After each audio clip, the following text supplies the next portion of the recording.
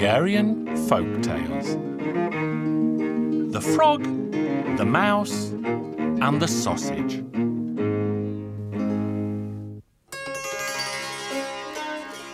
A long time ago, far, far away, there lived a little frog.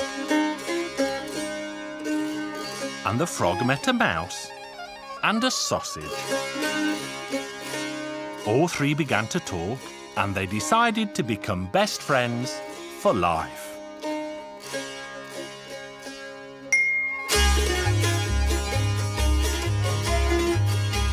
The mouse did all the cleaning, the frog did all the shopping, and the sausage cooked all the food. And the three friends lived like this for a month and a day.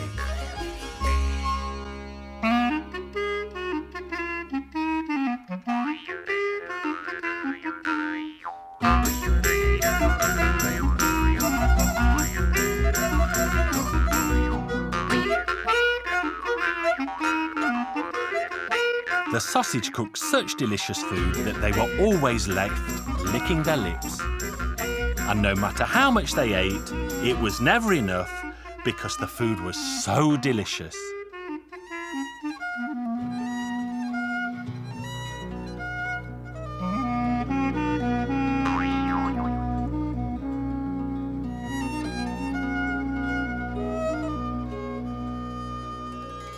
When the month was over, the sausage said, "We should really take turns, so who is going to cook the food instead of me?" "Why not the frog?" they said. So then they made the frog their cook.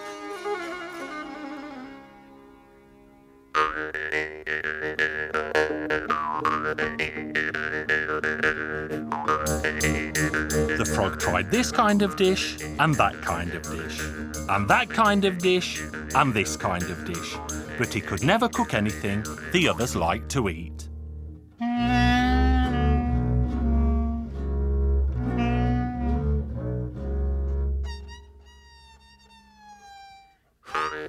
He carried on cooking for a couple of days, but then they asked him to stop. "You are a very bad cook, Frog," they told him. The frog felt very ashamed. "Well then, croak, who will do the cooking now?" So the sausage said, "We'll make it the mouse's job." So the mouse became the cook. And it cooked for a couple of days, but it cooked so badly that it asked the sausage, "Why don't you cook instead of us?" "Yes, croak, why don't you cook instead?" the frog asked. But the sausage could only say, "I had my turn of cooking, and if you don't want to cook, then we'll have to break this friendship up."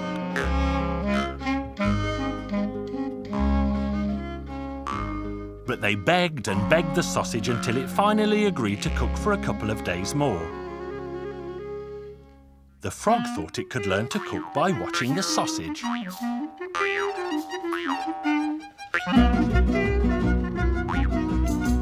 Well, when the soup was nearly done, the sausage pulled it aside, and when it thought nobody was looking, it jumped into the soup.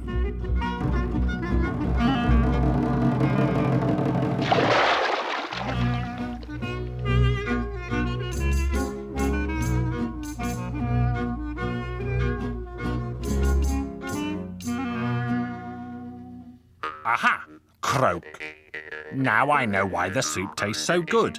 Because the sausage always jumps into it first. Now I know how to cook." Then the frog offered to cook for them again. "Now I will be the cook, Croak. I know how to cook." So the frog put a big pot of water on the stove and made a big fire to get it good and hot. And it cooked it and cooked it. When it thought that the contents of the pot had cooked enough, the frog didn't wait for it to cool, but hopped right into the boiling hot soup. Well, the water was so terribly hot that it made the poor frog's skin all slimy and wrinkled. and that is where toads come from. Then the frog had to stop cooking because the hot soup had scalded it so. The mouse and the sausage laughed at the foolish frog when it told them the story, and they decided not to be friends any longer. So they all went their separate ways, and they all lived happily ever after.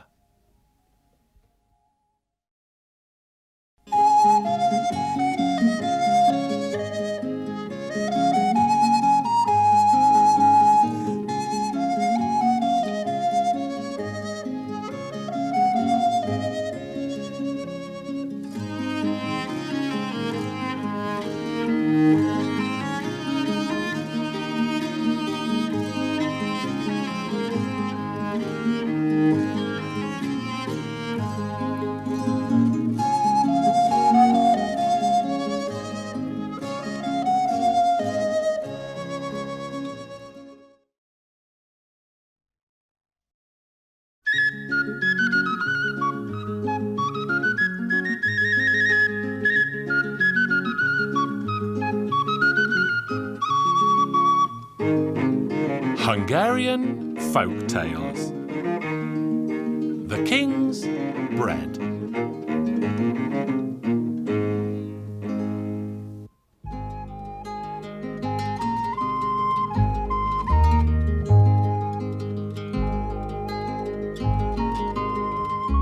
The king in this tale was tired of eating chicken and noodles and cake and milk and bread and other sweet treats every day, and so he issued an order that he should be served an extraordinary dish that he had never eaten before, but that it should be delicious.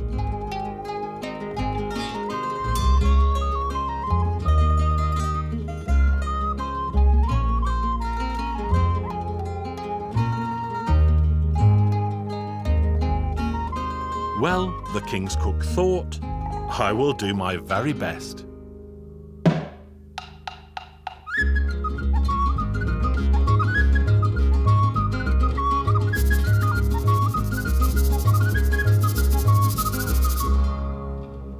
And the cook carried one spectacular dish after the last to the king's dining table. The cook tried all he could imagine: eggs with honey, pork with sugar, fish with cream, and walnuts baked in milk. But all to no avail, as the king was not impressed and pushed each away with a look of disgust.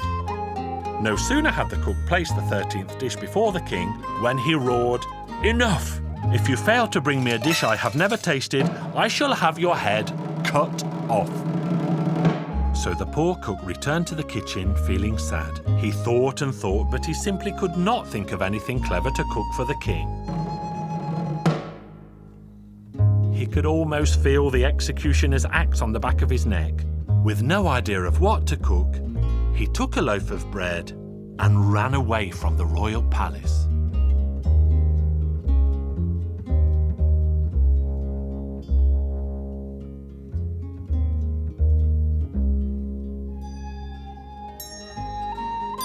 When time came for supper the following day, the king sat at his table, as he always did, but no dish was served before him. This had never happened in the palace before, and the king summoned for the cook to be brought before him, bound in chains. But where was the royal cook? They searched the palace high and low, but he was nowhere there.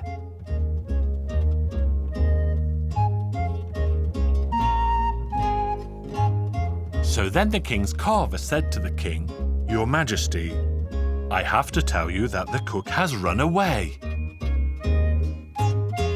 The king was furious.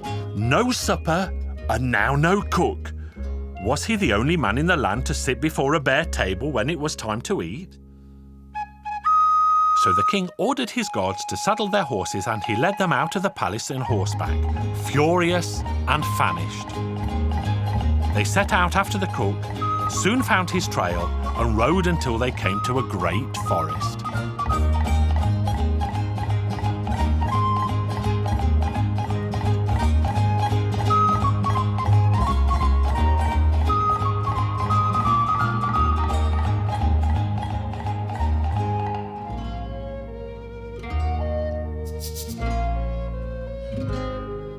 Here they searched low and high until they sighted him atop a tree, and the king shouted up, "Come down, you wretch, or I shall shoot." But the cook decided not to move and pretended to be dead, held aloft by the tree's strong branches. So the king called his men to chop the tree down. But the guards worked as slowly as they could because they all liked the cook very much indeed, and they felt sad for his sorry fate. The king would surely have the cook's head cut off, and they would be sorry to see him go, because he had the habit of giving them delicious tidbits that the king ignored. And the roast pork and chicken always made an excellent change to their daily ration of bread. The king soon saw that the guards were slacking and the tree would never be chopped down.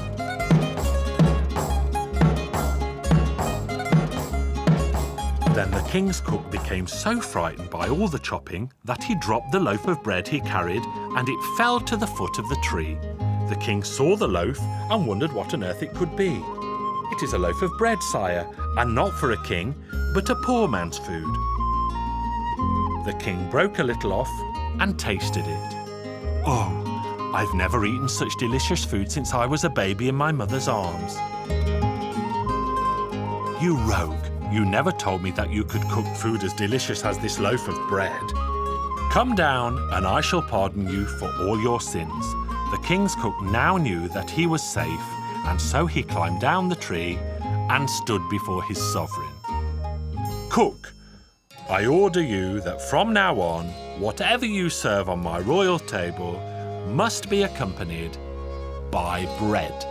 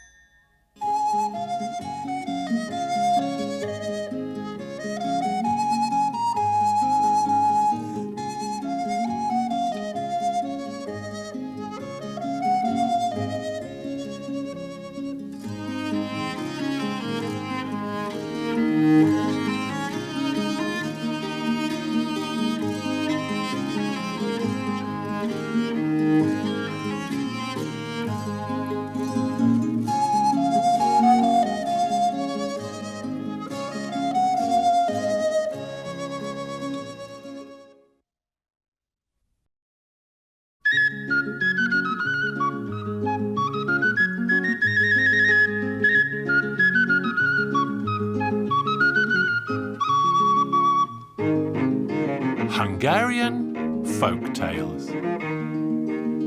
The Pelican Bird.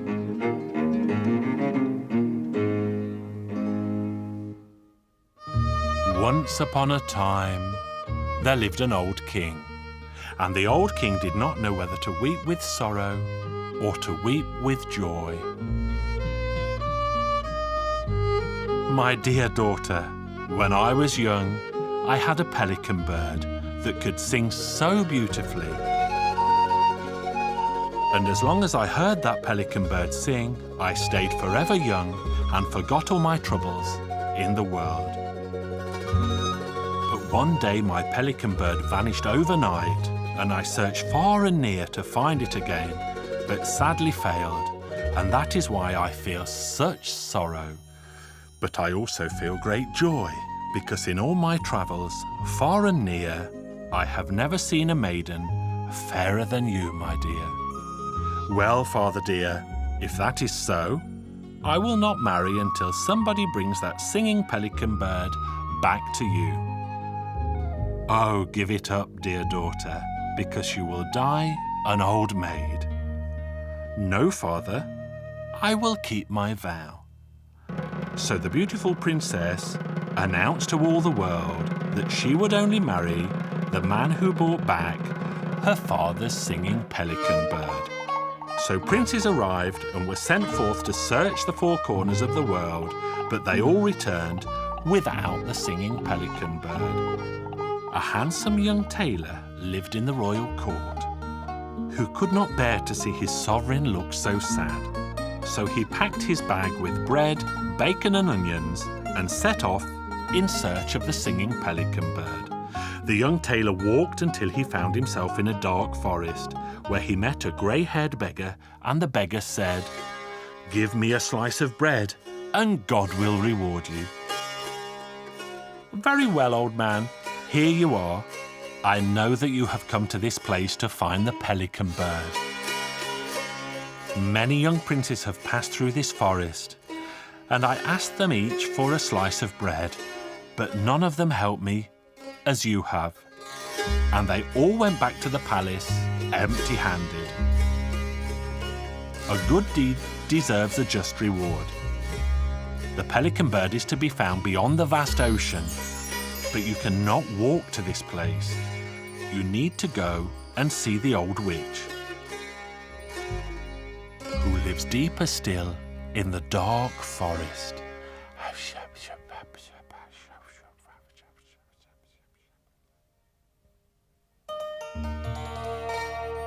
"Greetings, old lady. Do you enjoy good health? What brings you to this far and forgotten place?" "I'm on a quest to find a pelican bird that can sing beautiful songs and flew away beyond the vast ocean. But I intend to cross that ocean because my king cannot live without his beloved pelican bird. If you will lend me your horse, I promise that the pelican bird will make you a girl again."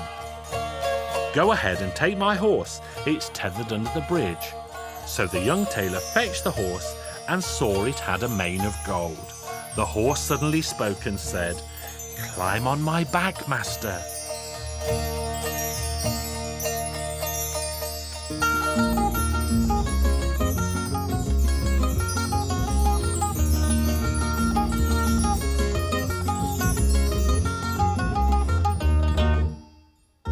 "Master, I shall leave you now. You must travel on and ask about the whereabouts of the pelican bird, because one good question is worth 100 bad guesses." "Wait, I shall give you this whistle. If you're ever in trouble, blow it and I will appear." "Very well, horse," and the horse vanished. So the young tailor walked and walked until he met an ancient old woman. Old lady, please show me the way to the pelican bird. I plan to take it back to my king, whose heart is half filled with sorrow since it left him." "I know, my child. I'll happily show you the way. Do you see that distant forest? You will find the pelican bird stuck up in the highest tree, where the poor thing has been suffering all these long years."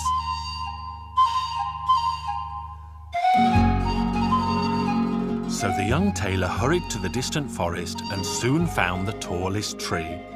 And there, sure enough, he sighted the pelican bird stuck up among its branches. He tried to climb the tall tree, but failed, and the young tailor was heartbroken.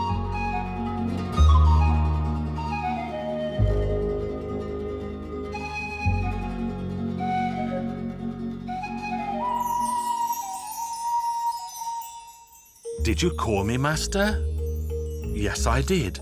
The pelican bird is up in the tree, but I cannot climb it." "Worry not, master. You just climb up on my back and we shall fly to the top of the tree. With one hand you can lift up the tree branch, and with the other, take the bird and hold it good and tight." It took the young tailor a week and a day to journey back to the palace, where he tried to get the bird to sing for the king. "Sing, pelican bird, we're home again at last."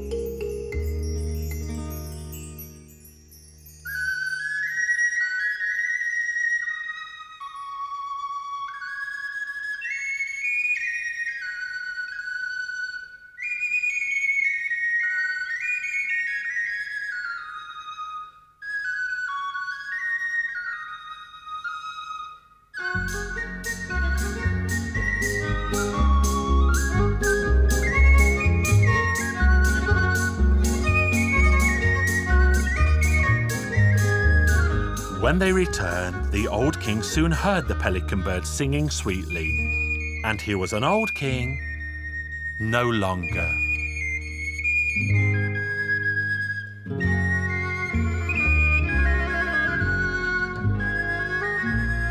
Then they held a wonderful wedding feast, and all lived happily ever after.